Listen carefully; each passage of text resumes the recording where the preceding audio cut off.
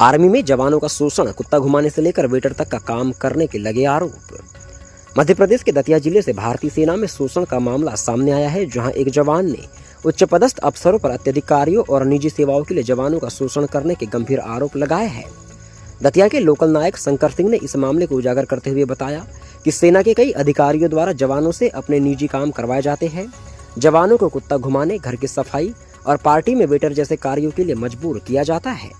शंकर सिंह का कहना है कि सेना में भर्ती होने का उद्देश्य देश की सेवा करना था, लेकिन अफसरों की इन निजी मांगों ने उन्हें और उनके जैसे कई अन्य जवानों को निराश कर दिया है। उन्होंने बताया कि अधिकारियों के घरों के कार्यों में सिर्फ कुत्ता घुमाना ही नहीं, बल्कि उनके जूतों की पॉलिश करना, उनके परिवार की देखभाल करना और यहाँ तक कि बच्चों को स्कूल छोड़ना जैसे काम भी शामिल है। इन कार्यों के विरोध में आवाज उठाने पर जवानों को बुरी तरह से प्रताड़ित भी किया जा रहा है। सेना में काम कर रहे हरेंद्र यादव, जो 2015 से 12 CSR बटालियन जोधपुर में तैनात है, ने अपनी आपबीती साझा करते हुए बताया कि जब उन्होंने शोषण के खिलाफ शिकायत की तो उन्हें 7 जनवरी 2023 को भगोड़ा घोषित कर दिया गया। हरेंद्र का आरोप है कि उन्हें बिना किसी आधिकारिक बर्खास्तगी पत्र के नौकरी से हटा दिया गया है और किसी ने उनकी स्थिति का समाधान तक नहीं लिया है। शंकर सिंह ने खुलासा किया है कि कई जवान अपनी तकलीफें उच्च अधिकारियों और रक्षा मंत्री राजनाथ सिंह तक पहुंचा चुके हैं, लेकिन उनकी किसी ने नहीं सुनी। उल्टा शिकायत करने पर उन जवानों को बुरी तरह से प्रताड़ित किया गया है। उन्होंने बताया कि अधिकारियों के निजी कार्यों के कारण जवानों का सम्मान प्रभावित हो रहा है और इसका जवानों की मानसिक स्थिति पर भी गहरा असर पड़ता दिख रहा है। जम्मू के उधमपुर में तैनात शंकर सिंह ने अपने बयान में कहा कि सेना में इस तरह का शोषण न केवल जवानों के मनोबल को तोड़ता है, बल्कि उनकी देश की सेवा भावना पर भी चोट करता है।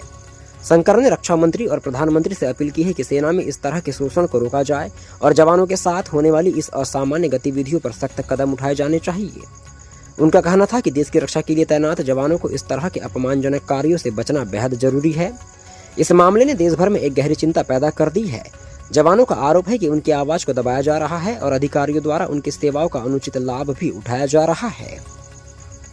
दुर्व्यवहार या क्या शोषण हो रहा? सर, आज बड़ी सिस्टम सहायक प्रथा के नाम पे जवानों की, सर, यहाँ तक कि अगर कोई जवान बोलता है तो उसकी हत्याएं तक करा दी जा रही है। जवानों को नौकरी से निकाल दिया जा रहा है और ये जो सहायक सिस्टम है भारतीय सेना को खोखला कर रहा है। दीमक के जैसे हमारे अधिकारी, तमाम अधिकारी इस चीज को बदलना नहीं चाह रहे, क्योंकि उनको फ्री के मजदूर मिल रहे, फ्री के नौकर मिल रहे हैं।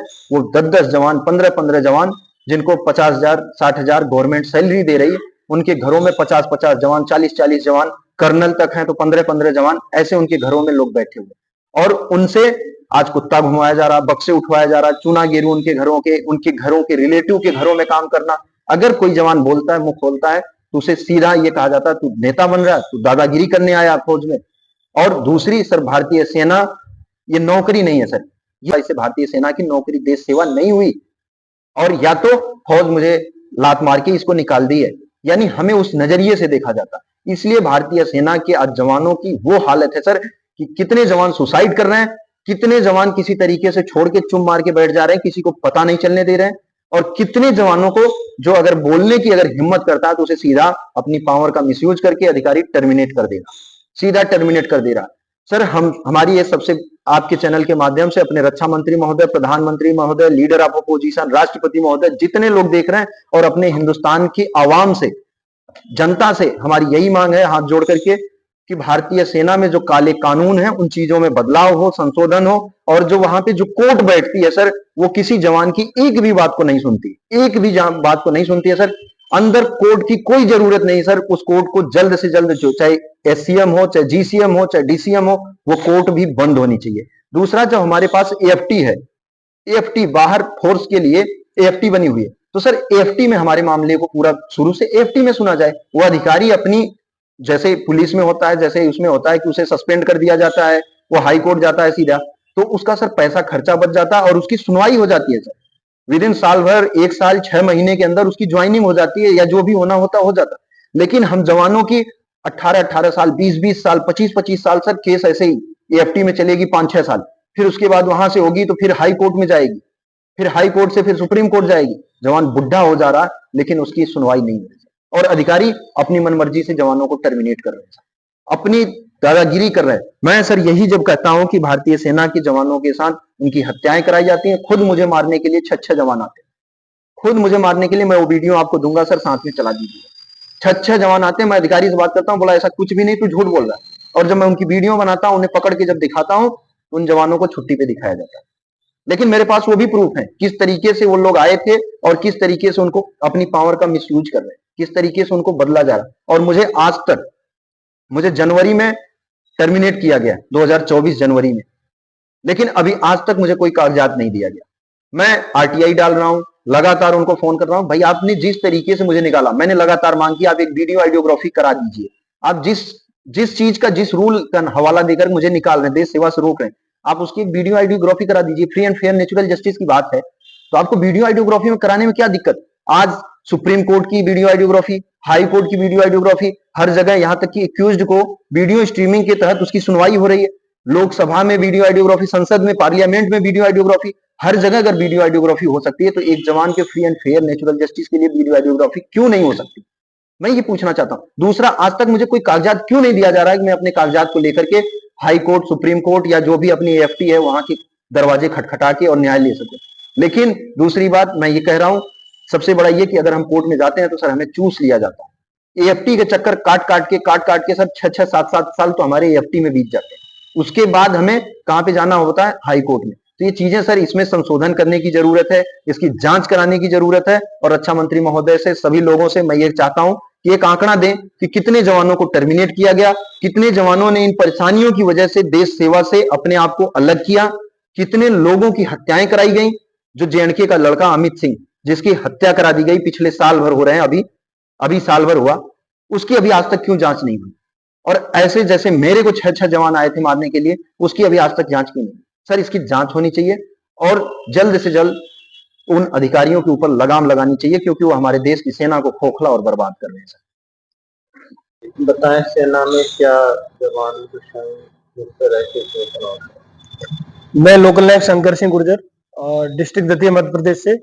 जिस प्रकार मेरे हरिंदर भाई ने बताया, वो 100% बातें पूरी सही है। इन्हीं समस्याओं से हम जूझते आ रहे हैं। मैं स्वयं इस चीज का गवाह हूं कि मैं इन सब चीजों को झेला हुआ है मैंने। जिस प्रकार अधिकारियों का जो शोषण हम जवानों पे चल रहा है, उससे हम कितने परेशान हैं, किस प्रकार हमें इन सब की समस्याओं का सामना करना पड़ता है। मेरी 12 साल सर्विस हो गई, मैं फौज का नायक हूं। आज मैं नायक होकर, आज मैं एनसीओ बन के अगर मैं सच की आवाज नहीं उठाऊंगा, सच के लिए खड़ा नहीं होऊंगा, तो आने वाले जवानों के लिए मैं क्या मैसेज दूंगा कि इनकी गुलामियां करो। ये मेरा फर्ज बनता है कि मैं सच की आवाज उठाऊं और अपने जवानों के लिए वो मैसेज दूं कि हमें सच के लिए आवाज उठाना चाहिए। इन अधिकारियों का हमें शोषण नहीं सहना है और ना इन अधिकारियों के घर पे हमें गुलामी सहनी, ना इनके पर्सनल काम करने हैं। भारत सरकार हमें जो देश सेवा करने के लिए जो हमें तनख्वाह दे रही है, जो हमसे देश सेवा कराई जा रही है, वो इन अधिकारियों के पर्सनल घरों पे काम कराने के लिए नहीं कराई जा रही है। जिस प्रकार हम अधिकारियों को शोषण हो रहा है, जैसे कि अधिकारियों के घरों में जाके उनके पर्सनल कुत्तों की देखरेख करना, उन कुत्तों को घुमाना, उनके पर्सनल बच्चों की देखरेख करना, उनके यहाँ तक कि उनके पर्सनल बाथरूमों की साफ सफाई करना। मैंने देखा है कि एक अधिकारियों का जो फार्म हाउस टाइप का बना हुआ, इतने बड़े बड़े फार्म हाउस है कि एक समझ लो एक एक दो बीघा में उनके फार्म हाउस है, जिसमें उन्हें 1 या 2 जवान से पूर्ति नहीं होती, उनके लिए 10-10 जवान चाहिए। अब जब 10-10 जवान उनके घरों में काम करेंगे तो हम जवानों पे क्या असर आएगा। जवान अगर मान लो घर पे पर्सनल काम करके जाएगा, फिर वो अपनी देश सेवा के लिए जो उसका जो ट्रेड है, जो उसकी ड्यूटी बनती है, उस ड्यूटी में वो कैसे 100% अपना टाइम दे पाएगा, कैसे उसको अपने 100% तरीके से वो अपनी देश सेवा कर पाएगा।